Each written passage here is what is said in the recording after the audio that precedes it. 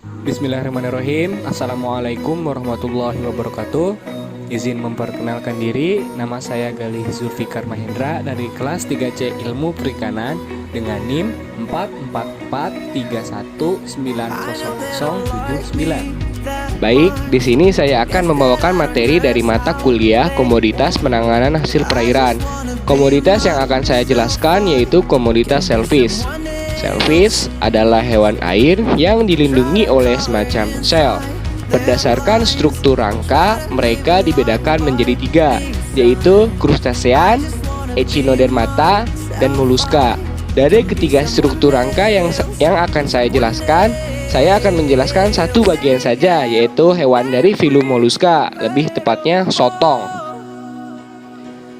Sotong atau Sepia recurvirostra merupakan sejenis hewan air yang habitatnya terdapat di perairan yang terbilang cukup luas dan biasa hidup di air laut, payau maupun tawar. Sotong termasuk ke dalam hewan avertebrata atau tidak bertulang belakang. Sama seperti cumi-cumi, gurita, dan balakutak, sotong juga merupakan hewan molluska. Molluska merupakan hewan tripoplastik selomata yang bertubuh lunak. Di dalamnya termasuk semua hewan lunak dengan maupun tanpa cangkang. Biasanya sotong didapatkan dengan cara ditangkap dari perairan menggunakan alat tangkap yang beragam. Di antaranya bisa dengan pancingan, alat tangkap trawl, dan tak jarang juga sotong tersangkut pada jaring-jaring ikan. Tapi biasanya penangkapan sotong dilakukan dengan menggunakan trawl. Contohnya adalah penangkapan ikan sotong di Laut Arafura. Penangkapan sotong dilakukan dengan alat tangkap trawl di Laut Arafura dengan jumlah penangkapan sebanyak 26 stasiun dengan lama hauling 1 jam per stasiun. Pengoperasian trawl dilakukan pada kedalaman antara 10 sampai 60 meter dari 26 stasiun. Diperoleh jumlah sotong sebanyak 258 ekor dengan berat 20 kg per ekor. Tridantu dan Suprapto 2016.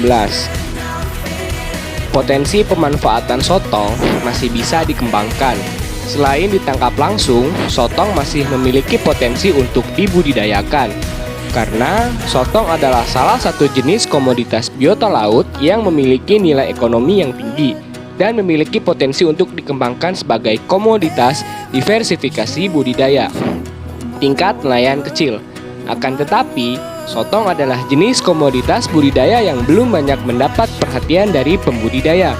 Di sisi lain, belum ada data ilmiah sebagai dasar untuk perkembangan budidaya sotong.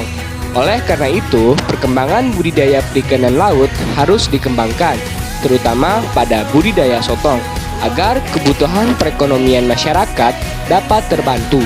Indikator bagaimana sotong bisa dibudidayakan adalah potensi bibit, lingkungan perairan yang mendukung untuk pengembangan budidaya, dan nilai ekonomi sotong yang cukup tinggi pada ukuran mantel yang telah mencapai lebih besar dari 30 cm.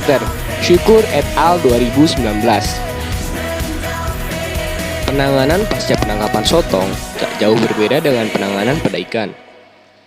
Penanganan pasca penangkapan biasanya dilakukan sebanyak 2 kali. Penanganan pertama dilakukan di atas kapal. Pertama, sotong diangkat ke atas kapal, lalu biasanya sotong akan mati. Selanjutnya, sotong biasanya dibersihkan darahnya dan organ-organ yang cepat membusuk akan dibuang.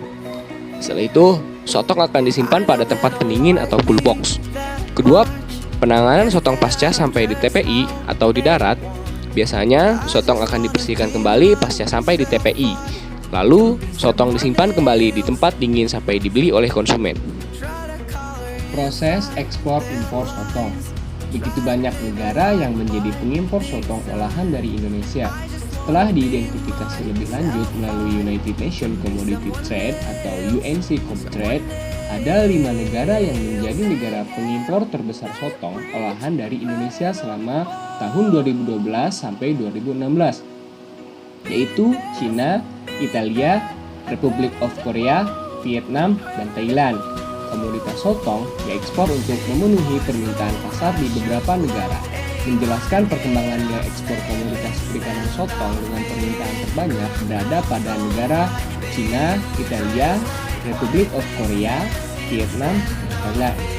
Ekspor sotong ke Italia mengalami fluktuatif dari tahun 2012 hingga tahun 2016. Nilai ekspor sotong di Indonesia ke Korea merupakan yang terendah di antara 4 negara tujuan ekspor lainnya.